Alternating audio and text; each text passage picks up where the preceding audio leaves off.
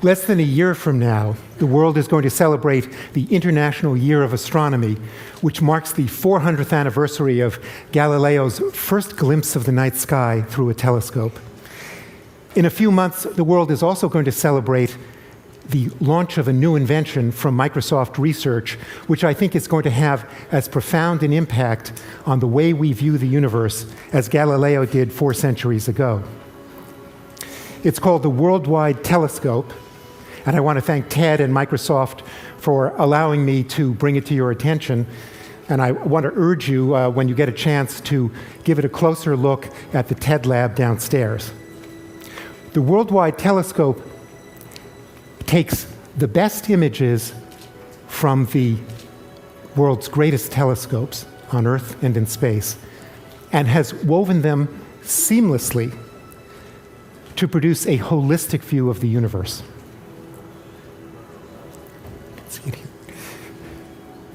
It's going to change the way we do astronomy. It's going to change the way we teach astronomy. And I think most importantly, it's going to change the way we see ourselves in the universe. If we were having this TED meeting in our grandparents' day, that might not be so big a claim. In 1920, for example, you weren't allowed to drink. If you were a woman, you weren't allowed to vote. And if you looked up at the stars in the Milky Way on a summer night, what you saw was thought to be the entire universe. In fact, the head of Harvard's observatory back then gave a great debate in which he argued that the Milky Way galaxy was the entire universe. Harvard was wrong big time. Of course, we know today that galaxies extend far beyond our own galaxy. We can see all the way out to the edge of the observable universe, all the way back in time, almost to the moment of the Big Bang itself. We can see across the entire spectrum of light, revealing worlds that had previously been invisible. We see these magnificent star nurseries where nature has somehow arranged for just the right numbers and just the right sizes of stars to be born for life to arise. We see alien worlds, we see alien solar systems, 300 now and still counting, and they're not like us. We see black holes at the heart of our galaxy in the Milky Way and elsewhere in the universe where time itself seems to stand still. But until now, our view of the universe has been disconnected and fragmented, and I think that many of the marvelous stories that nature has to tell us have fallen through the cracks, and that's changing. I want to just briefly mention 3 reasons why my colleagues and I in astronomy and in education are so excited about the Worldwide Telescope and why we think it's truly transformative. First, it enables you to experience the universe. The Worldwide Telescope, for me, is a kind of magic carpet that lets you navigate through the universe where you want to go. Second, you can tour the universe with astronomers as your guides. And I'm not talking here about just experts who are telling you what you're seeing, but really people who are passionate about the various nooks and crannies of the universe, who can share their enthusiasm and can make the universe a welcoming place. And third, you can create your own tours. You can share them with friends. You can create them with friends.